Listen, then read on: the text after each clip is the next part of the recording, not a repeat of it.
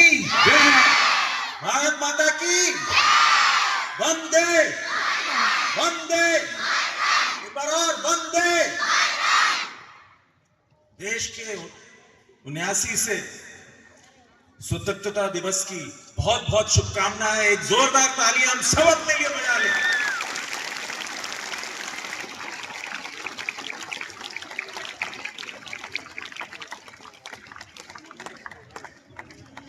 आज इस महापर्व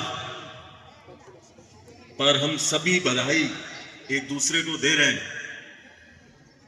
खुशी का त्योहार है, हर्ष का त्योहार है। It is celebration time.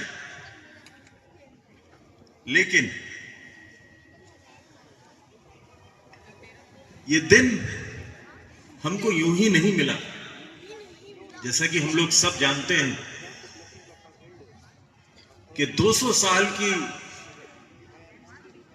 गुलामी के बाद हमको 15 अगस्त 1947 को यह दिन मिला। इसमें बहुत सारे लोगों का योगदान है, जैसा कि अभी बहुत सुंदर चित्रण किया गया। यहां पे एक डांस के माध्यम से ऐसे बहुत सारे नाम हैं, ऐसे बहुत सारे योद्धा हैं, ऐसे बहुत सारे वीर हैं, ऐसे बहुत सारे मार्टियर्स हैं जिनकी वजह से ये दिन हमें देखने को मिला और हम आज उनको याद करते हैं। ऐसा नहीं है कि हमें याद आज ही करना चाहिए, हमेशा याद रखना चाहिए। बहुत सारी फेहरिस्त है, कुछ नाम आपने सुने। शुरुआत सबसे पहला नाम हमारे यहाँ ऑफ कोर्स बापू का आता है, महात्मा गांधी का।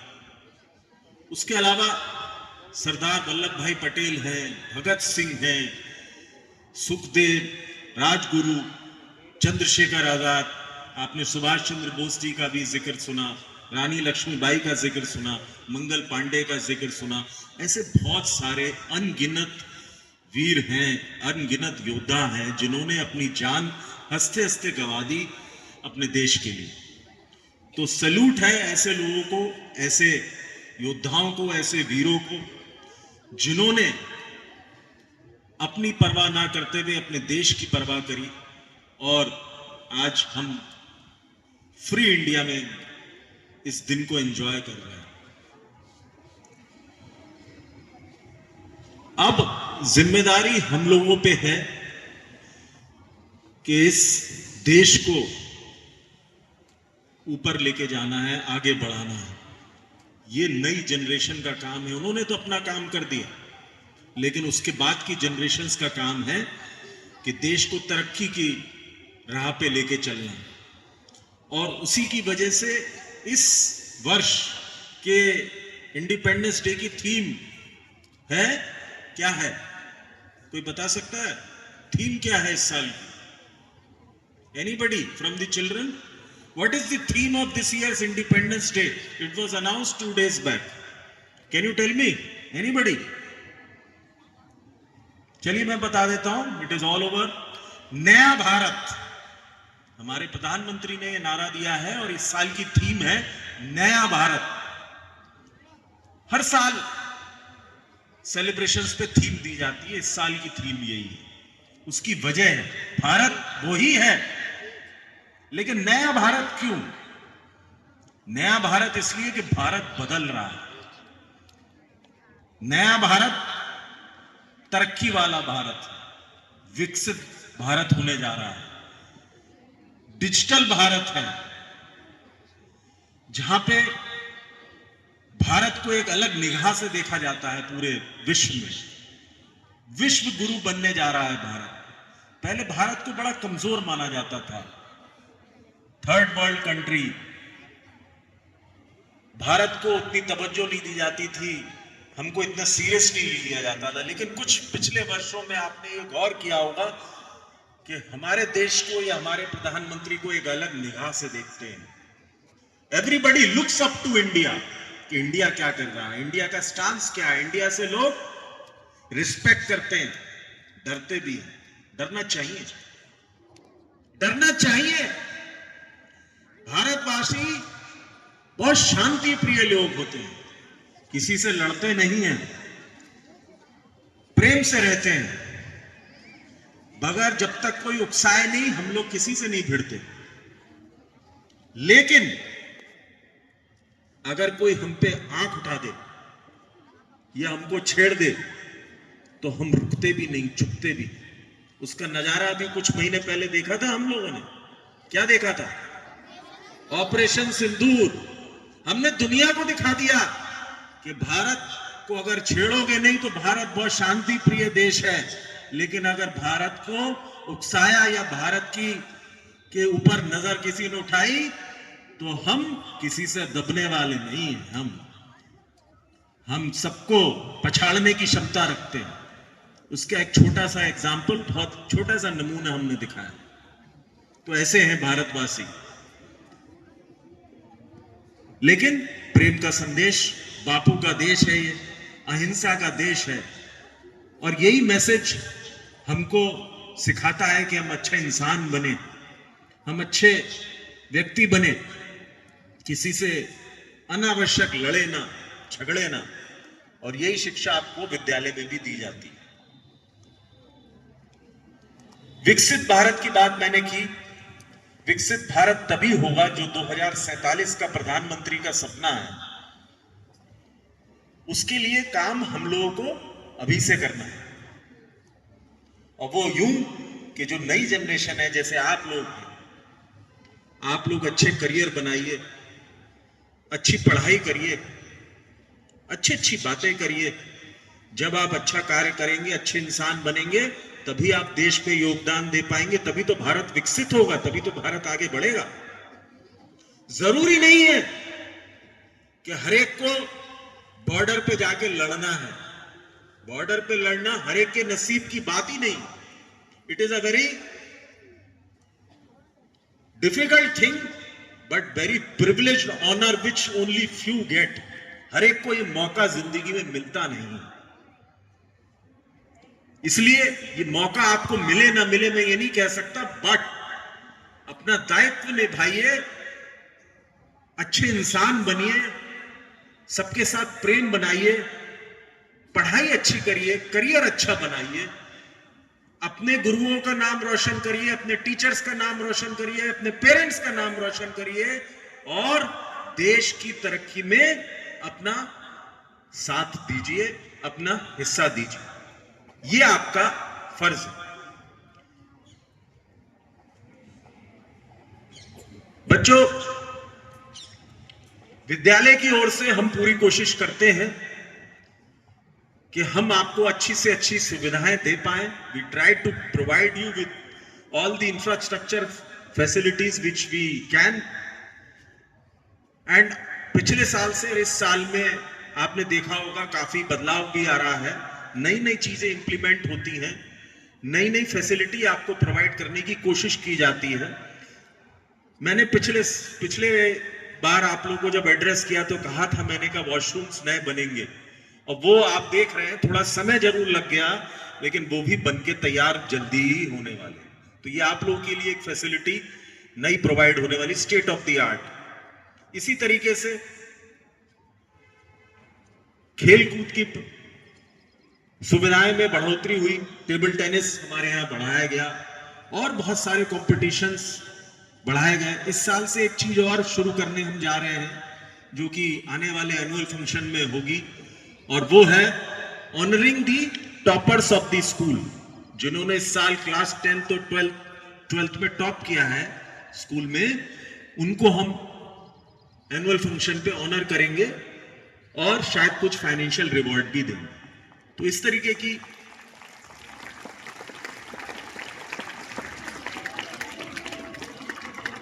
और ये चीजें हम सिर्फ बच्चों के लिए नहीं करते, स्टाफ के लिए भी करता है। मैनेजमेंट जो है स्टाफ के लिए भी उतना ही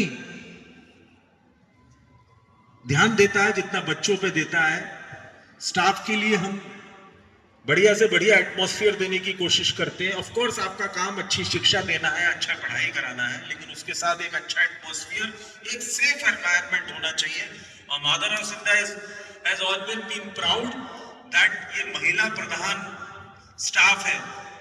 विमेन एम्पावरमेंट का अगर कहीं एग्जाम्पल देखना है तो वो माधवराव सिंधिया में देखना चाहिए, जहां totally all the teachers are females only, and that is a very proud thing for all of अस।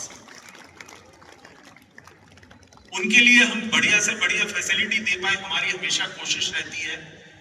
उनको जो फाइनेंशियल रिम्यूनरेशन मिलना चाहिए वो भी हमारी कोशिश रहती है।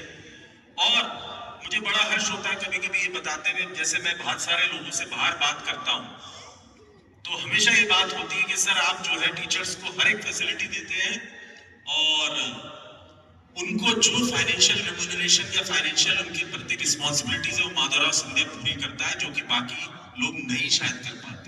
तो we are so proud of the fact that ये हम लोग करते हैं। So the list goes on and on. हम अपने स्कूल की अगर बात करें, कोशिश यही रहती है कि बढ़िया से बढ़िया हम इंफ्रास्ट्रक्चर आपको दे पाए। तो ये सब चीजें इंपॉर्टेंट हैं।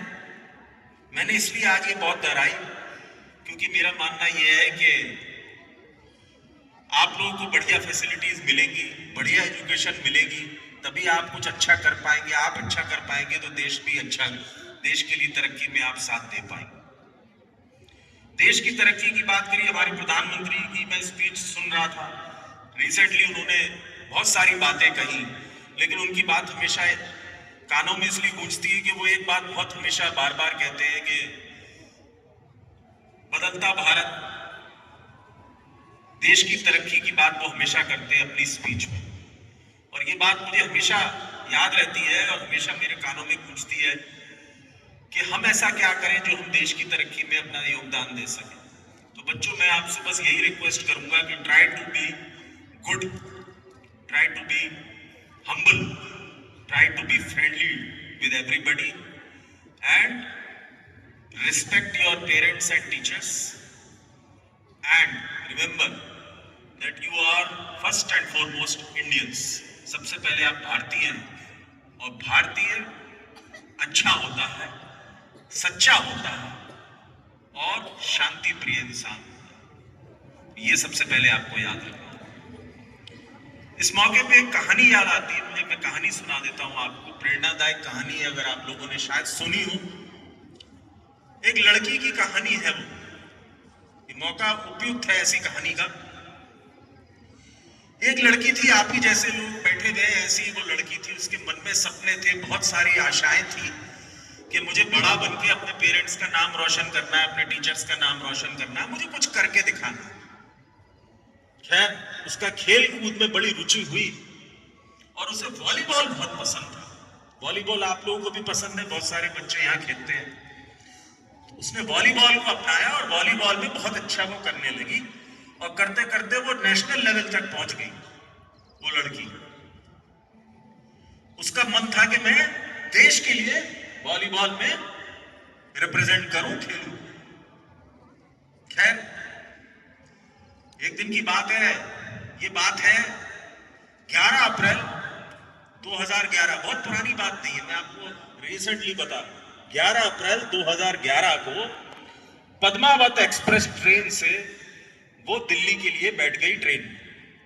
और ट्रेन जाने के लिए वो तैयार हुई और उसको जाना था दिल्ली वॉलीबॉल खेलने के लिए, किसी कंपटीशन में भाग लेने के लिए।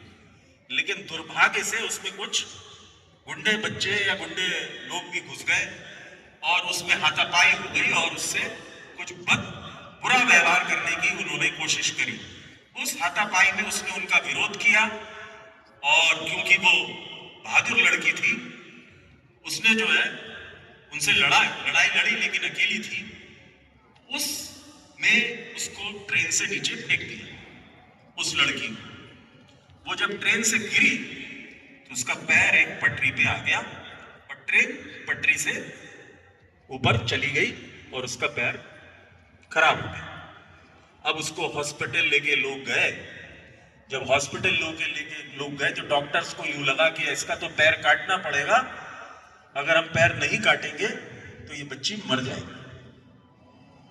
पैर काट दिया गया। अब कोई भी इंसान होता तो वो टूट जाता, बिखर जाता, वो कहता मेरी तो जिंदगी खत्म हो गई क्योंकि मुझे तो वॉलीबॉल खेलना था और मैं अपाहिज हो गया। लेकिन ऐसा हुआ नहीं बच्चों। उसने आर्टिफिशियल लिम्ब का नाम आपने सुना होगा, कृत्रिम पैर, वो लगाया और आप विश्वास करें 11 अप्रैल 2011 को यह किस्सा हुआ और 21 मई 2013, कितना टाइम हुआ, 2 साल हुए। वो लड़की ने वो काम करके दिखाया जो हम और आप सोच नहीं सकते। मालूम है क्या किया उसने? उसने माउंट एवरेस्ट पे उस आर्टिफिशियल लैंप से अपना झंडा लगा के दिखाया। और लड़की का नाम मालूम है क्या है? अरुणिमा सिन्हा। आप पढ़िएगा उसके बारे में अगर नहीं मालूम है। Arunima Sinha, she is a fearless Indian woman, पहली दिव्यांग महिला जिसने माउंट एवरेस्ट पे फतह करके दिखाई। ऐसे होते हैं इंडियंस, ऐसे होते हैं भारतीय, ऐसी होती भारतीय महिला। तो ये कहानी मैंने इसलिए आज आपको सुनाई कि इससे आपको प्रेरणा मिलती है कि जब वो बच्ची अगेंस्ट ऑल ऑड्स, पैर भी नहीं रहा उसके पास, उसने वो करके दिखा दिया, तो हमारा आप तो सक्षम हैं, हम और आप तो दोनों पैर दोनों हाथ लिए बैठे हुए हैं, तो हम लोग क्यों नहीं कर सकते? तो बच्चों, कहानियां इस तरीके की बहुत हैं, मैं आपको बहुत सारी कहानियां सुना सकता हूं, लेकिन मैंने आपको एक सुनाई जिससे आपको प्रेरणा मिले।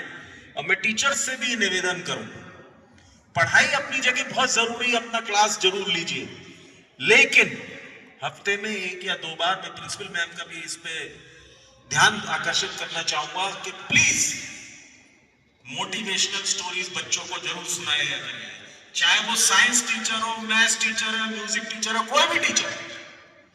सबसे पहले जिंदगी का ज्ञान आना चाहिए बच्चों को, उसके बाद कोई और ज्ञान आना चाहिए। अगर जिंदगी का ज्ञान नहीं आया तो बाकी ज्ञान सब बेकार।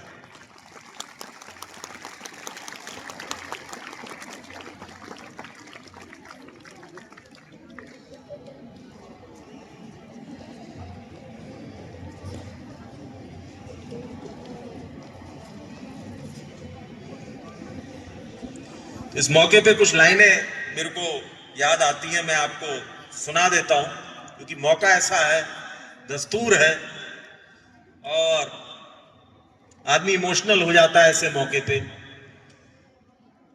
तो आजादी की कभी शाम ना होने देंगे, आजादी की कभी शाम ना होने देंगे, शहीदों की कुर्बानी बदनाम ना होने देंगे, बची हो जब तक एक भी बूंद लहू के रंगों में, तब तक भारत मां का आंचल नीलाम ना होने देंगे। ये हमारे भारत के मार्टियर्स के लिए। चलो फिर से वो नजारा याद कर ले, चलो फिर से वो नजारा याद कर ले, शहीदों के दिल में थी जो ज्वाला, वो याद कर ले, जिसमें बहकर आजादी पहुंची थी किनारे पर, बलिदानियों के खून की वो धारा याद कर ले। ना पूछो जमाने से हमारी क्या कहानी है, हमारी पहचान तो बस ये है कि हम हिंदुस्तानी हैं।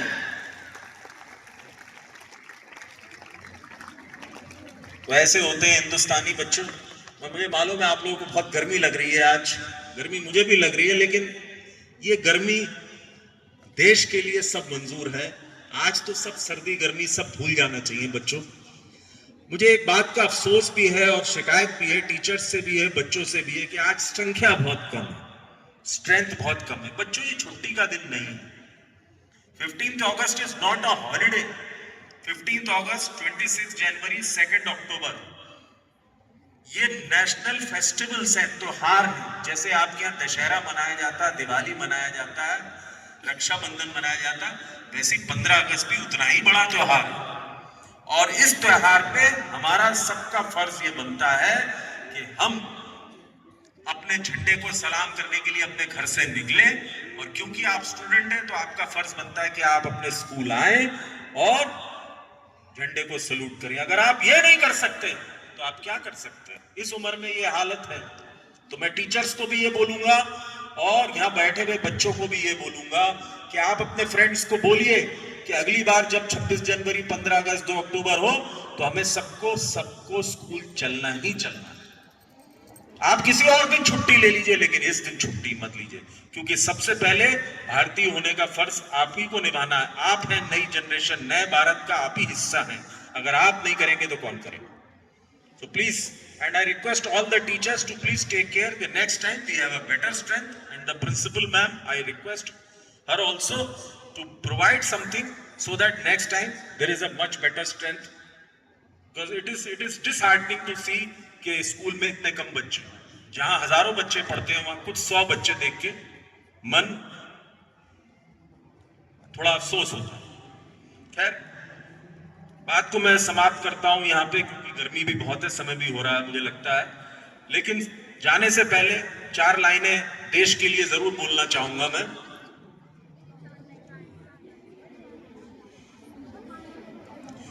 ये नशा तिरंगे की आन का है, ये नशा तिरंगे की आन का है, कुछ नशा मिट्टी की शान का है।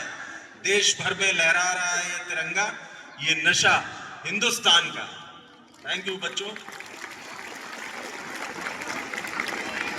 अब जैसा कि रिवाज है, हमेशा से मैं करता हूं, हम लोग 3 बार जय हिंद बोलेंगे, लेकिन खड़े होंगे सब लोग अटेंशन में अपनी अपनी जगह, कोई बैठा हुआ नहीं होना चाहिए, और हाथ उठा के जोर से बोलेंगे जय हिंद। देखें बच्चे कितनी जोर से बोल सकते हैं, आवाज बाहर तक जानी चाहिए। तो रेडी, जय हिंद, जय हिंद, एक बार और जय Hind. Thank you and God bless.